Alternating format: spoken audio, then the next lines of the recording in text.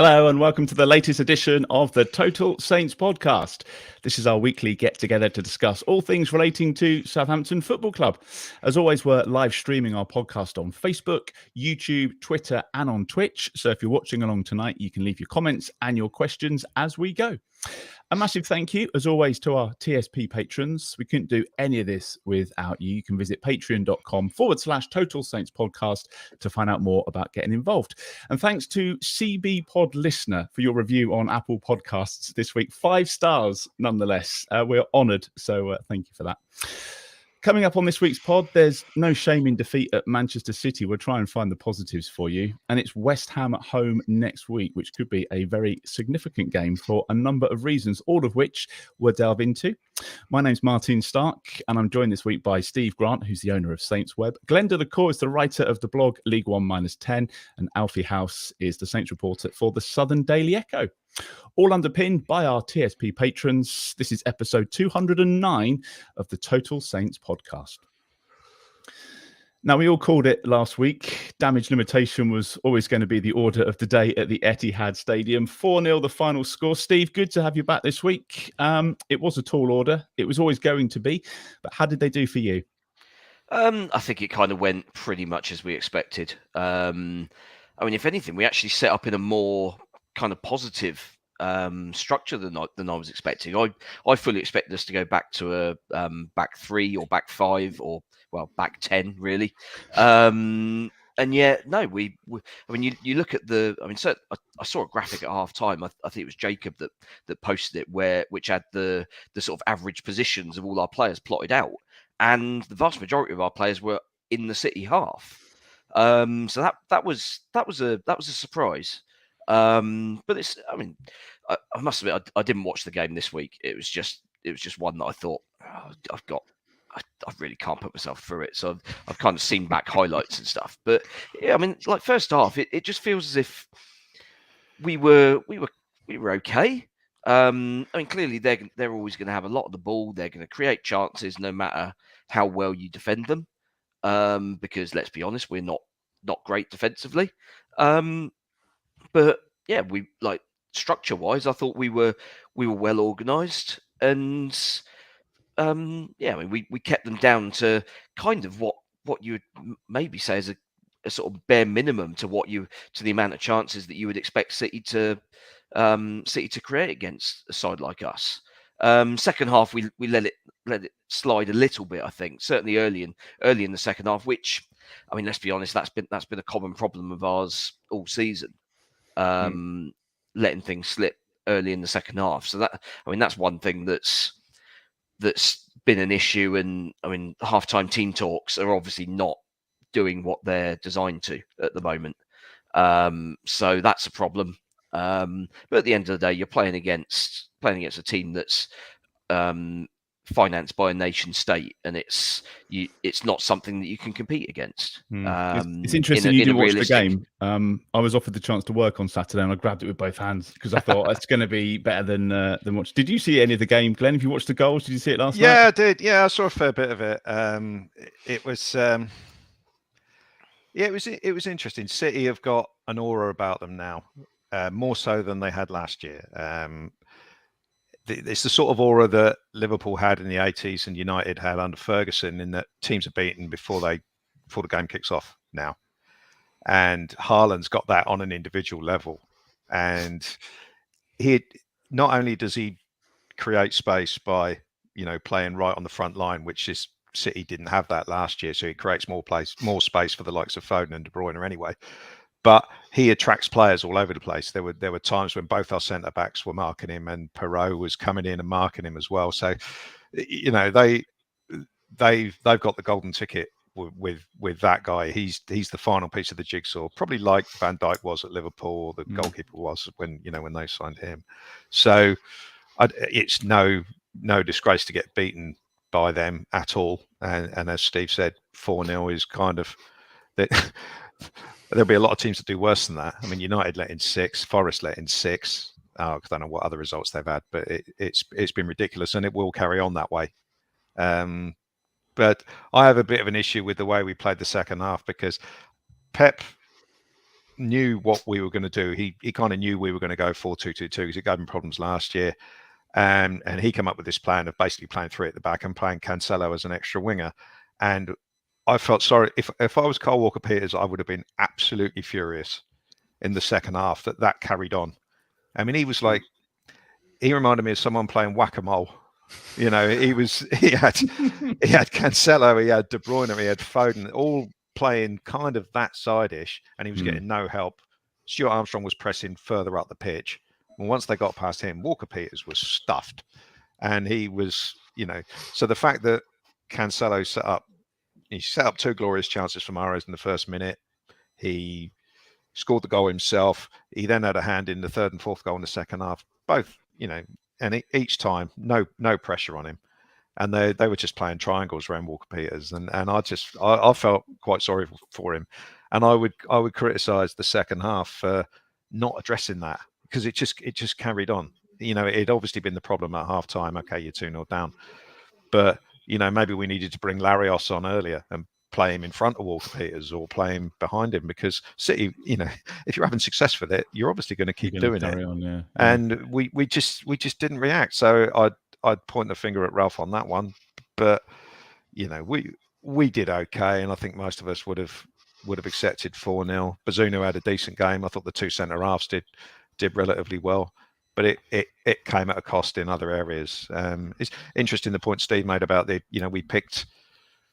we picked attacking players in the wide positions. Aribo and Armstrong. We all know Stuart Armstrong struggles a bit sometimes with the fitness levels required to chase around for 90 minutes, and Aribo is not a pressing player either. That's not his game, and he got found out on the 3rd goal. He just let Mahrez go basically, and so there were some positives from it. We kept going.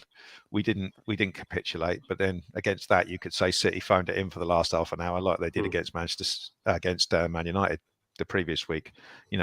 Game's done, and Pep's far too clever to go chasing 7, 8, 9. If he wasn't going to do it against Man United, he certainly wasn't going to do it against us. Not against us, no. They've won their game. Happy days. So it was okay. We can take a bit from it, but there's certainly things that we could have done better. Alfie, you were at the game yesterday. How big was that gulf between the two sides? What did you make of it? What were your takeaways? Yeah, absolutely. I mean, I think that Man City side we're looking at is probably one of the best teams that we'll see. But I don't want to talk too much about Man City, really. Look, everyone knows how good they are. Everyone expected that result. For me, Southampton, they tried to be brave. I think that's something that was interesting. Like Steve pointed out and Glenn pointed out, they started with the 4-2-2. It caused problems last year. They wanted to be brave. The first half was punctuated with moments where Ralph was urging his players to get up the pitch, to play it forward, and they would literally turn around and pass it back to Bazunu again, over and over and again. And he was getting so angry, so frustrated. And I think maybe it's admirable. Maybe it's admirable that he wanted he got the results last year, was going to do it again. Maybe it was naivety. I think something else that was perhaps a little bit naive is the way that James Ward-Prowse has been used this year. And of course, there's nothing that Ralph can do about the fact that Romeo Lavia is injured. Ori Romeo was sold on deadline day, and they haven't got, at the moment, a competent midfield backup. Ibrahim Diallo's struggling a little bit. Maitland-Niles probably not ready yet. But what it does is it means that Ward-Prowse has absolutely no license to go anywhere. And he's not a player who's a particularly tough tackler. He's not quick across the pitch. What he is good at is getting on the ball and shooting primarily, delivering the ball around the edge of the area. And, he didn't touch the ball around the edge of the area once. Against Spurs, who are a good side as well, he had that chance, he had the goal, and then, of course, it all fell apart. But, I worry that I worry it's going to put him off a little bit. I think, he is responsible for his performances, but he will feel there are forces at work at the moment where he's not being able to put his best foot forward. And I think that could leave a sour taste if he doesn't go to the World Cup. There's a few points in there, actually, Alfie. And Steve, I'd be interested to get your thoughts on James Ward-Prowse, because Alfie mentioned it there. We spoke a little bit about it this last weekend, actually, after the game. He seems to be really suffering from a lack of midfield cover. He's missing Romeo, isn't he, at the moment? And for whatever reason, it's just not happening for him. So I wondered what your thoughts are on that right now. Yeah, I mean, he's certainly missing a player alongside him to do kind of the dirty work, the stuff that isn't as Alfie said, isn't really suited to his game. But at the same time, he's also not doing the stuff that he's good at. And and for me, his performances this season haven't been remotely reflective of the highest paid player at the club captain. He's the guy that's ultimately got a in that role. You're expected to kind of stick your hand up and be the one that kind of drags the team through it. And I mean, we saw last season that he did it when he had competent players alongside him for the most part, and we kind of did enough last season. But it's not really been. I mean, this season, his performances have been way down. Even on the sort of back end of last season, where collectively we were awful, he was the one kind of standout player in that. But yeah, this season's it's not. He's barely got started. Even allowing for the goal at Spurs. I mean, I struggle to think of another game where he's actually I've looked back at his performance and thought, yeah, he's actually had a good game there. But it is what it is. I mean, it's one of those things where how much do you judge on his own individual position in a team that is clearly so dysfunctional at the moment. Obviously, lots to talk this week about Alfie about the manager and his job being at risk. I know he was kind of addressing it again. He was asked about it again afterwards. Did his side play like they were playing for the manager to you? You were saying that they were sort of playing back and he was shouting his instructions. I guess when your back's up against a wall like this, you want your players to go out and give their all for you. Was that the sense that you got yesterday? I'd be lying if I said that was the sense I got, because I don't think they were, of course. But I think that might not necessarily be the manager. I think when you go to Man City, I'd be scared. I'm not a professional footballer, obviously, but I would know that they're all better than me. All 11 players they've got are better than me. They're going to be quicker than me, stronger than me, and you can quite easily cave. You can't say they're playing for the manager, but I don't think that. Well, I don't know exactly. What I can say is when Ralph came into the press conference after, he was surprisingly smiley. He was pretty chirpy. I think he knew the questions he was going to be asked, and he was already sick of them. And he had a couple of jabs at questions that he felt were silly. He made a couple of jokes. He joked about the fact they lost 9-0, went to Man City. He joked about the fact that he's never been asked these questions before. And he didn't look to me like somebody who was going to walk out that room and expect a phone call, or expect to be told that his players don't like him or they don't want to play for him or anything. But when you look at you can see you've got eyes, and there's no guarantee there that there's any real back in there. There's no character in the performance, but I think it's just such an impossible task to play at City that you can't really pick those kind of conclusions. So do we take that game in isolation, Glenn? Is that the thing here? Do we take that game in isolation, or does it add to the case for getting rid of the manager quicker? We spoke in recent weeks about I think it was 12 points, wasn't it, from 21 games? 3 wins in 21 games. 1 clean sheet in the last 21 as well. We're 17th. We played 9 games now. So do we just forget about the Man City result, or is it all part of the bigger picture and it just needs to be done sooner rather than later? Well, yeah, I mean, Manchester City are a fantastic team, as we all know. So, yeah, you can write it off. But if you want to be critical, I've already mentioned the lack of change at half time, which was desperately needed. That's happened many times before, where something so blatantly obvious is a problem when we've not done anything about it. And big surprise, it's carried on happening. It was another game where we had no idea how to attack whatsoever. It seemed we've got absolutely obsessed with our work against the ball, and with the ball there's another important component which doesn't seem to get talked about, is work off the ball. Now, what the work off the ball is, running into space, wanting the ball, taking a bit of a risk to run forward and be available to pass to, and we just don't do that. Everything is so straight lines with Saints. Imagine, and we talk about Ward-Prowse, imagine being a midfield player playing for Saints, and you're trying to go forward. Basically, you haven't got anyone to pass to. No one's moving. It's called pass and move for a reason. You can't have one without the other. So Ward-Prowse, Diallo, whoever's playing the centre of midfield, most of the time, if they look forward, they got no one. They're then with back to the goalkeeper, back to the centre halves, out to the wing, out to the fullback. So it is very difficult, but I do wonder what they're working on from an attacking point of view, because didn't attack against Man City, fine. We didn't attack against Villa. we didn't really attack against Wolves. There's a problem there. 3 wins out of 21, and I don't know how many goals we've scored in those 21 games, but it's probably averaging less than a goal a game, I imagine. That's a problem there. But it's not Ralph's fault that we've got the strikers that we've got.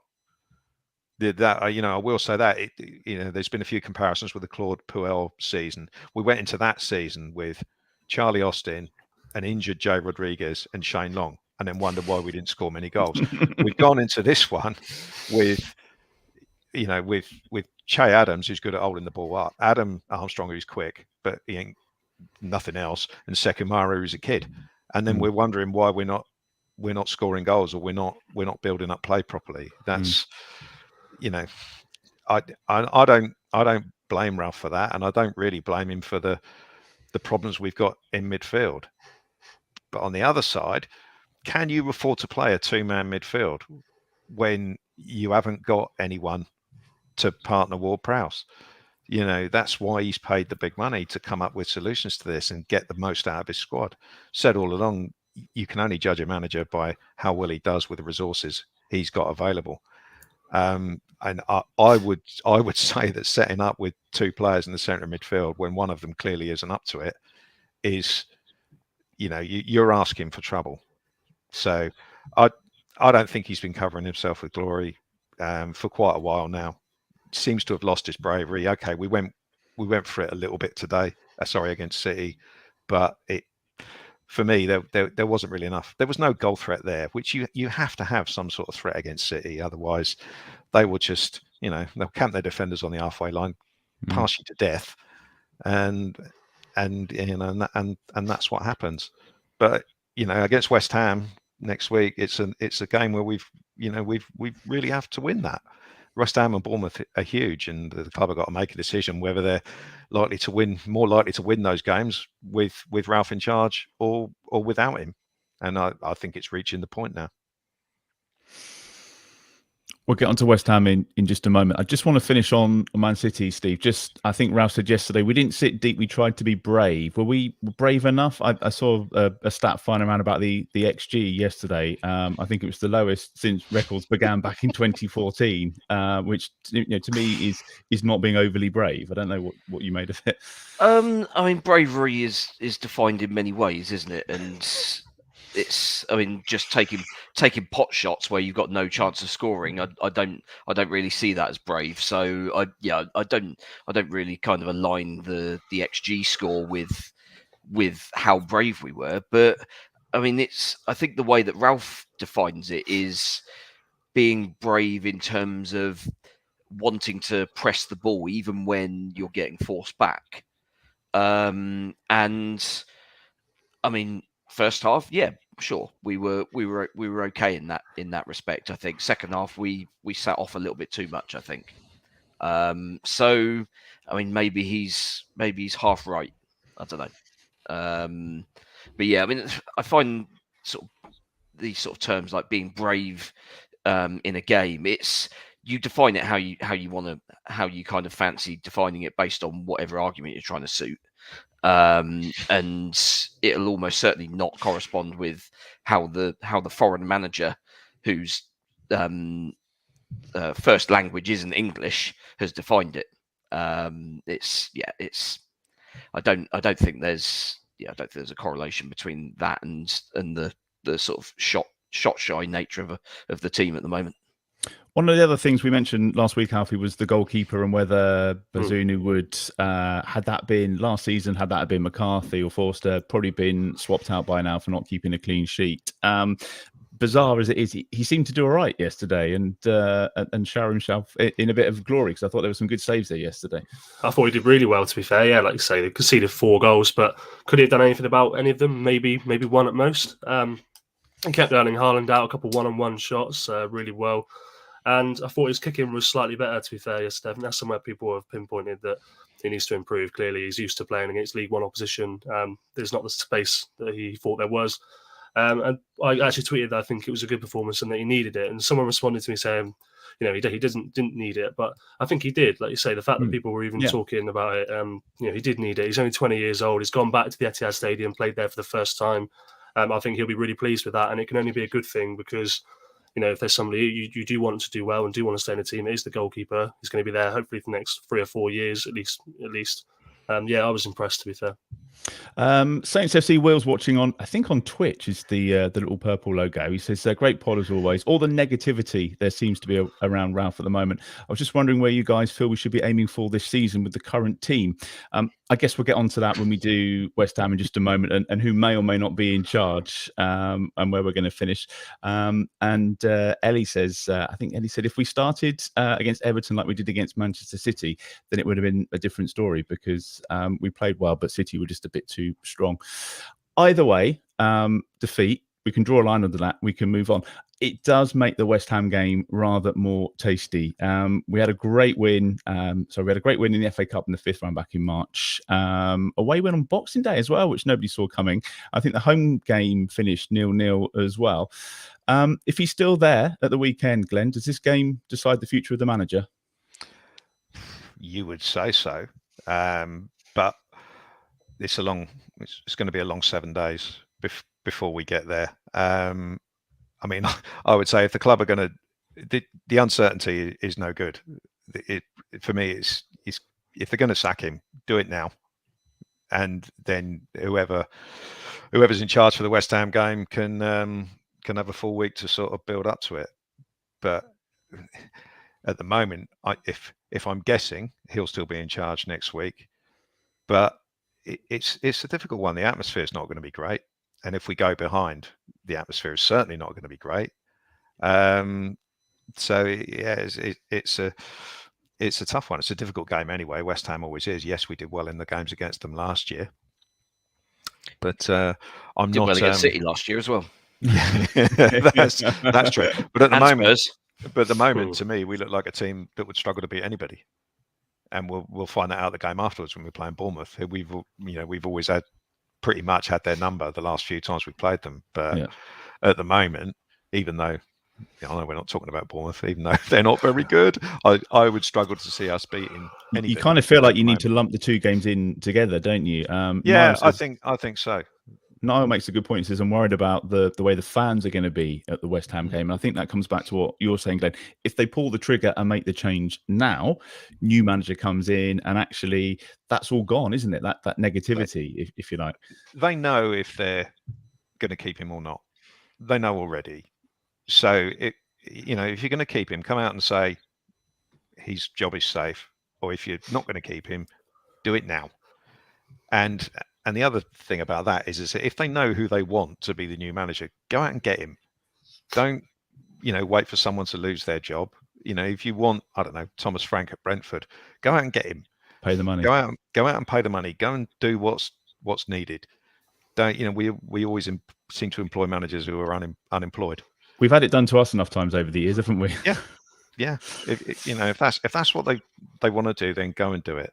Well, the last manager we went and poached did all right, didn't he? Nigel Atkins. Yeah. Don't wait. Okay, you could argue that we talk about Bournemouth again. They've done really well under Gary O'Neill, caretaker manager. So maybe there will be a bit of a bounce. But whatever we need to do, we need to be decisive about it. And if you want the fans to be, to be honest, 3 wins in 21, I think the fans have been pretty good. To be honest, it's not been much negativity. You have a look at Leicester City Twitter at the moment. It's hilarious. It's hilarious, and their run ain't nearly as bad as ours. So, I think the fans have been more than patient, but. Like with anything, there comes a point, but Saints at boardroom level need to be decisive, and they need to get it done if they're going to do it. You get the impression, Alfie, that that they mean business at Sport Republic, and since this story started to gain some traction again on Monday, what have you made of it all, and what's your take on it, and where we might be in a week's time? Well, I think if I had to guess, I would say that Ralph will still be in charge of the club for West Ham. I would imagine. I think it'd be harsh to call it after that, but I think what's happened is a very quick escalation for me, because I think fans have every reason now to perhaps feel that it is time for a change. Hasenhüttl's been here for 4 years almost, and I think it's only Guardiola and Klopp that were managing the Premier League when he first arrived that are still here. Thomas Frank, as Glenn mentioned, was in the Championship then. And, they sacked his coach in this summer. It was always then going to be improve or bust.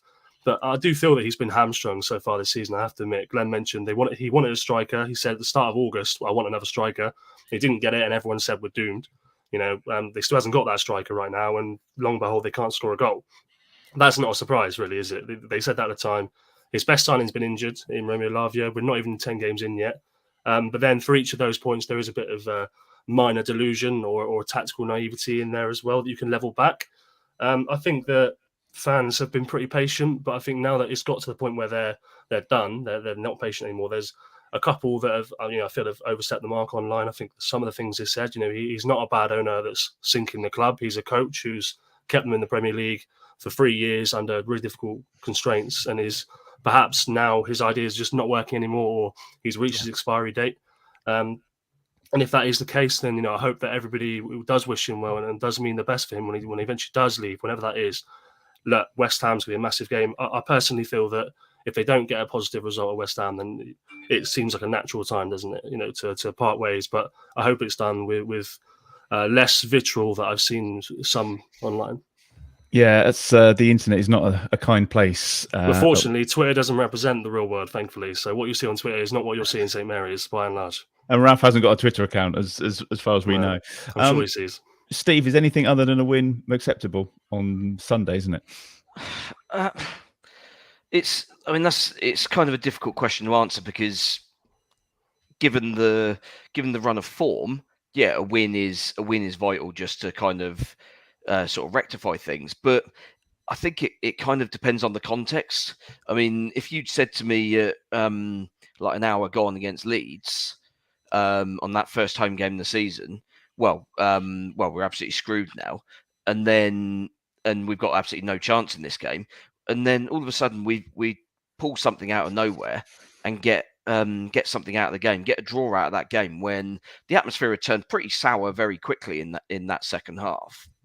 And even though we didn't win the game, the ending was positive. We were on the front foot. We were the ones that were doing the sort of going for the win at that point. And so, I mean, if that sort of situation was to happen again on Saturday, then I think people would take it in the context of having come back against. I mean, let's be honest, West Ham are still a good team. They've got a lot of very good players. They've had a poor start as well. But it's any. I mean, as we've said before, I mean, apart from like the real top teams, any side can give anyone else a game, and we've got an opportunity there on Saturday. I think that with West Ham obviously in Europe. Sunday. West Ham obviously in Europe on Thursday. So I don't know how much they've been rotating their players. Possibly not that much, because I don't think they've got a particularly huge squad. No. So there's going to be a little bit of tiredness there. Maybe we can take advantage of that. But I think it's got to be a positive performance, regardless of kind of the end result. Just if you're going to have anything to grab onto at the end of it. There's a couple of good points, loads of comments, as you might imagine, coming in tonight. Josh says, looking at the quality of our squad, I think he's actually done well to keep us in the league, especially when you think that we've continued to sell players and replace them with ones that are not as good. I think we probably all agree with that. And Unlikely Maths makes a good point, Glenn. There's only a few days between the West Ham and the Bournemouth game. So are they likely to sack him if we lose against West Ham, with very little time for a new manager to come in or someone to put their stamp on before Bournemouth? That comes back to your argument of, let's just do it now rather than wait. Yeah. If they're going to do it, do it now. Do it tonight. Do it tomorrow morning. These two games are right on top of each other. I know clubs, in the past they've sacked people at all sorts of times. I don't know. Okay, you could argue there's no good time to do it, but the games come thick and fast at any point. But international breaks is usually the time, isn't it, when they've got 2 weeks for it all to sort of calm down. But there's no international breaks coming up apart from the big one for the World Cup. So I mean, would it would it harm us having Ralph in charge for West Ham and then someone else for Bournemouth? I don't know really. But I like I said, I prefer to get it done now if that's what they're going to do. Every time Alfie looks off screen, I think his phone's just gone. He's had a text. This is it. It's happening. If you want the unexciting truth, I've got the Man United Everton game on. Sorry. Steve, a word about West Ham then. Just obviously we've done all right against them in the past. We've had some stinking results against them. I think Antonio's still scoring. Declan Rice is doing well. Up to 13th, terrible start. Like you say, they're slightly been a bit distracted maybe with the European stuff. What have you made of their start to the season? Well, I think their key issue was they like in the past they've spent big money on individual players that have come in and just haven't suited either the team or the league in any way, shape, or form. Whereas two of the players they signed back end of the window this summer, Scamacca and who's the playmaker guy they've got? Paqueta. Lucas That's Paqueta. the one. Yeah, Paqueta. Those two players, I mean, judging by their performance against Fulham today, and sort of what little I've seen of West Ham so far, those two look like very good signings. So they've finally spent big money on players that seem to fit. And that's kind of has always been West Ham's Achilles heel. They get particularly the owners, they get kind of blinded by they're like magpies really. They get blinded by these flashy new shiny things. Decide to go and spend a load of money on players that just they don't need, rather than taking care of the areas of the team that need improvement. And last season they didn't really score enough goals, so they've gone and bought a big centre forward who will score goals. And they've also brought another player who will create chances for that player. So from that perspective, they've done quite well in the market. I think defensively there's still issues there. They've not looked as solid as they did last season. Well, they were in the market for Bednarek, weren't they? Well, yeah, which that says all you need to know. Yeah, basically, I mean that's not a good position to be in. Like 2 days before the end of the transfer window. So yeah, I mean defensively they're still a little bit suspect, but at the end of the day, if they're causing enough problems at the other end, then you can often negate that. And if you're doing that, then you're probably going to be quite entertaining to watch as well.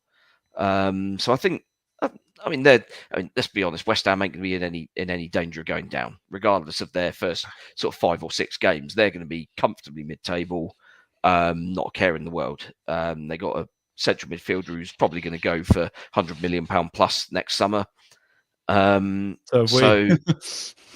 Well, yeah. I mean, good luck getting that fee at the moment. Well, yeah.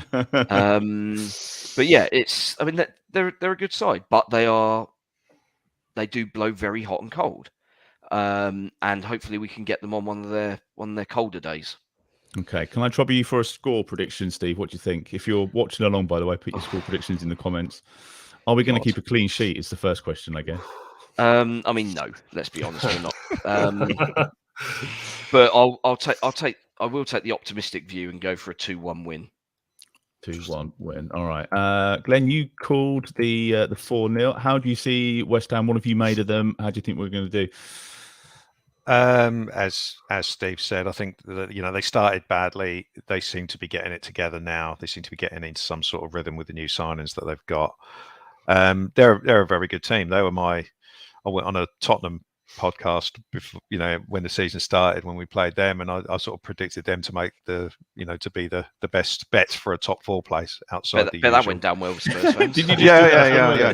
Well, I predicted that, and I predicted Arsenal to win all the trophies as well, just for a giggle, but because I'm like that.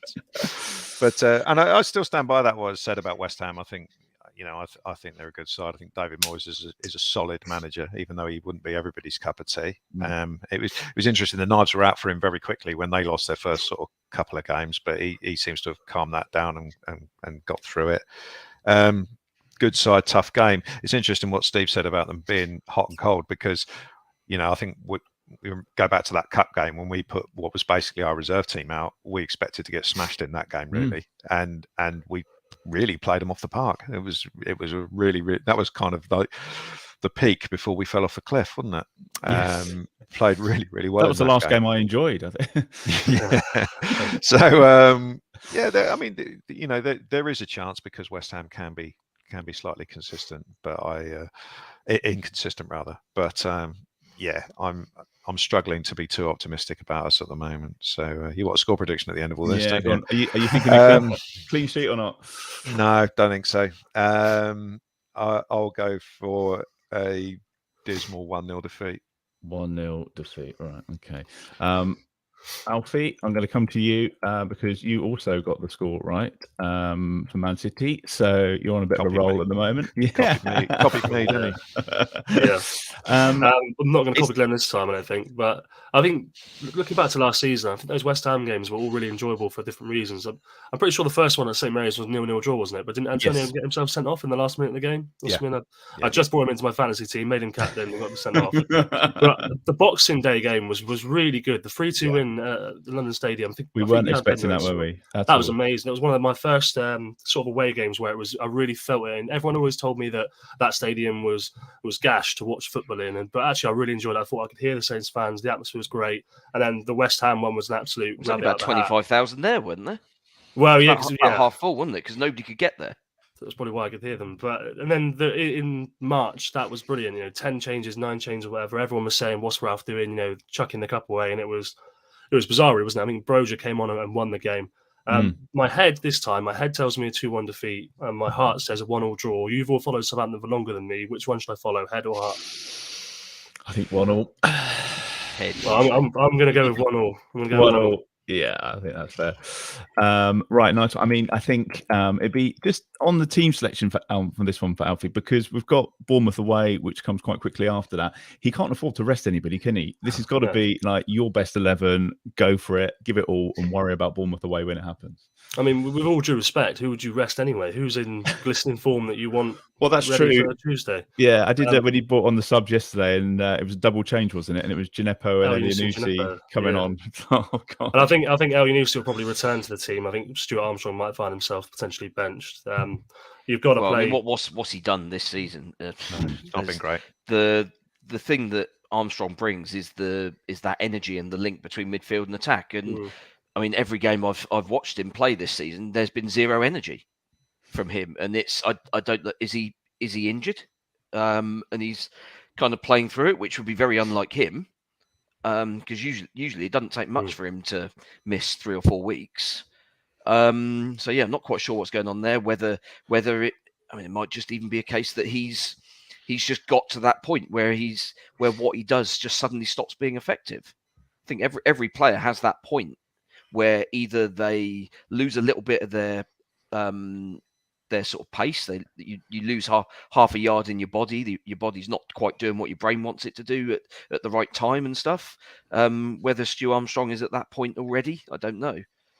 Be a shame if it was. It's a massive shame if it is, because he's so important to the team playing well. Certainly in the year that I've watched Southampton, or a year and a bit now. Yeah. I think Ralph will probably line up in the similar way that he did at Man City. It'd be the 4-2-2.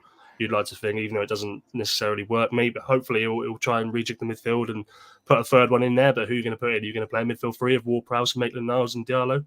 Does that strike confidence? Honestly, mate, I'd put Lianco in there. Yeah, I remember you saying. Honestly, just stick him in there to kick and head everything, and at least allow Ward-Prowse to go forward. If the other two aren't up to it, and similarly, go much worse, really, could it? Similarly, up front, I'm almost at the stage where I'd put Theo Walcott up front with Adams.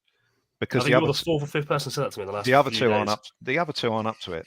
So, instead of paying him a fortune to sit on the bench and be the 9th substitute with no chance of coming on, he's probably got less chance of coming on than McCarthy at the moment.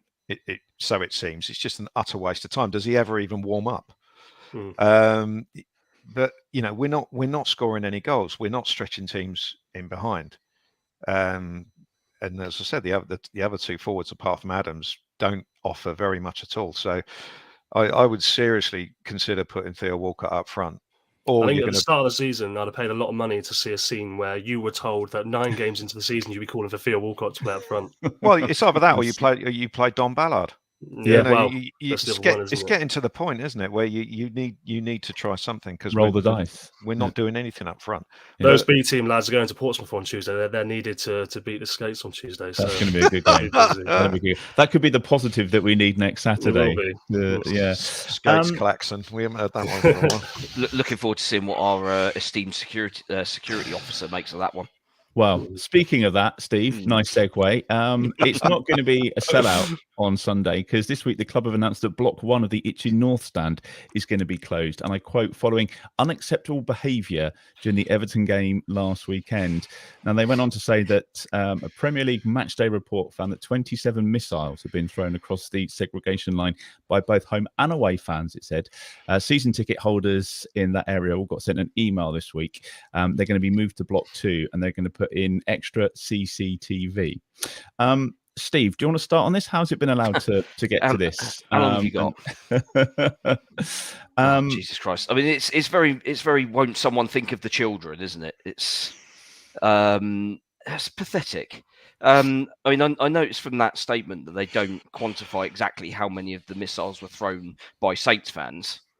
They just said, 20, exactly 27. So they've obviously spent the home and away. Yeah, they've spent the time going through all the CCTV, which they have in HD. They've as Premier League and FA regulations, they've got to have high definition CCTV that can identify anybody within their seat. So they've got the means to do it, and yet they've decided that rather than so they've spent their time obviously counting that there were 27 missiles thrown in either direction. They've not told us how many were from the home fans, because let's be honest, if there were a majority from the home fans, they would have said so. And B, they've decided, well, we're just going to blanket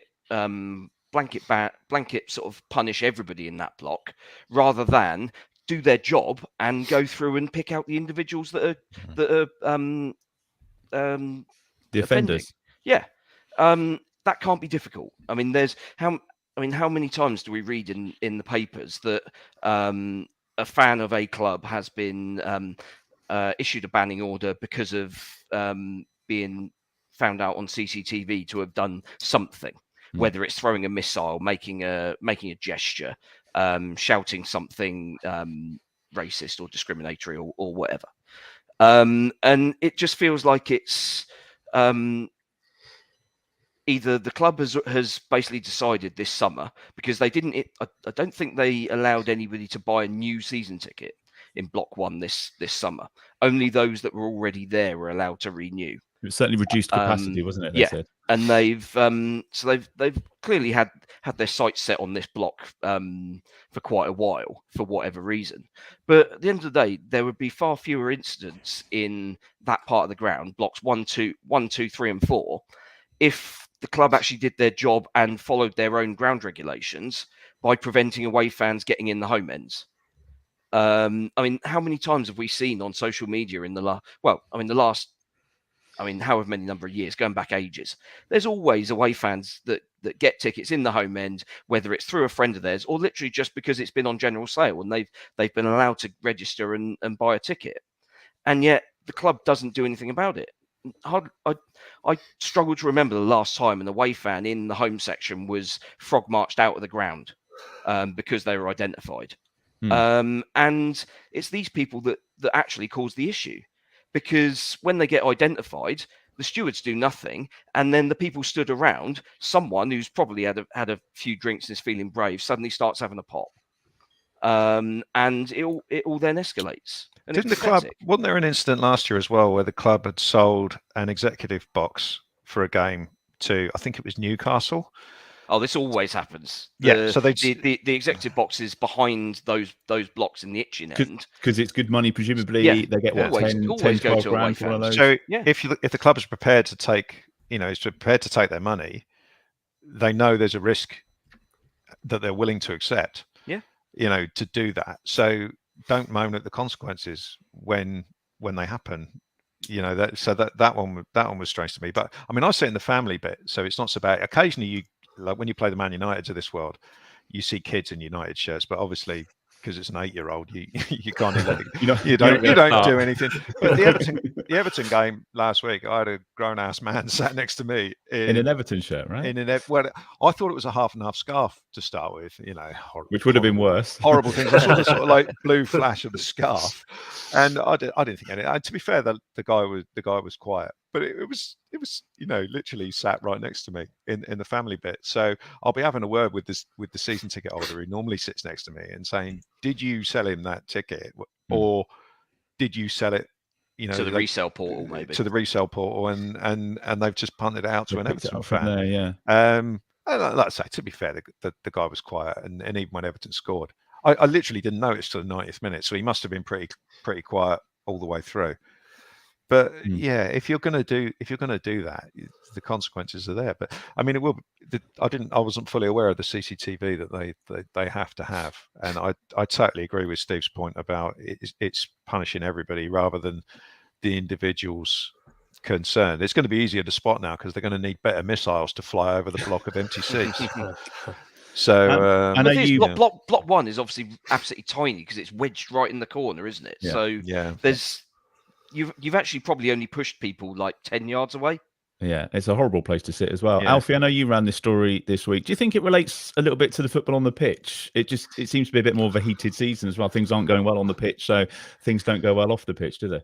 No, I don't think that's fair, to be honest. I think the Premier League this season have introduced harder guidelines, haven't they, as a part of a nationwide campaign, and this is purely a response to those, I feel, in many ways. I think it's difficult for me to comment on it because I know the club are probably trying their best and whatnot. I can only say what I see, and I agree with Glenn and Steve. I always see, sat in the media area, home shirts dotted around every now and then. Against Spurs last year, it was an entire block of, and I say away shirts, a block of away fans. And what I also see is that I see the communication that fans have got, in my opinion, is probably not up to scratch. I don't think that there's been, and if there has, I apologise, but I don't think they've even publicly addressed the fact that there are away fans in the home end every single week. They stick their head in the sand and say it doesn't happen. And if they have, I apologise to them, but I don't think they have, and I think they should, because of course a lot of problems are coming from that. And it's like football, you have a laugh and whatnot. But yeah, I think it's a difficult place to be, and I think that was obvious when it was the fans forum earlier in the summer. Toby facing difficult questions on it, and he doesn't really have much room to give an answer because he's given a script. Basically, these are the rules. This is what's going to happen if they're not followed. I'm sorry, but this is how it is. So it's difficult for all parties. But yeah, I agree with Glenn and Steve. We certainly don't want to see a wall built anyway, do we? Because that's more cost to the club as well, which is not great. So be interesting to hear if anybody has been moved because of that. If they want to get in touch with us and just drop us an email or stuff during the week, that'd be really interesting. It's going to be a nice early goal is what we need on Sunday. And then all of this is put to bed and we're all happy. So that's what we need. That's pretty much it for this week. Don't forget you can follow us on Total Saints Podcast. You'll find us on Facebook and Twitter. Have a search for @TotalSaints Pod. The website, totalsaints.co.uk. There's a link on there to our online shop, which is Total Saints Icons. You can drop us an email there as well during the week. We're also on Patreon, where you can find out more about supporting the podcast with a monthly contribution. It's patreon.com/Total Saints Podcast. There's 4 different tiers ranging from £5 to £20 per month, and each come with different benefits, including some weekly shout outs for those patrons in our top 2 tiers. So thanks as always to Dave Melton, Mark Atkins, Matt Hall, who are in our Francis Benali tier, Colt Baker, Dave Ernsberger, Ed Busy, Nick Higston, Phil Cook, Matt Rose, and Nick Reed in our Mick Shannon tier. Thank you, Steve. Thanks, Glenn. Cheers, Alfie. Thanks for tonight. Thank you for listening, and we'll see you again soon.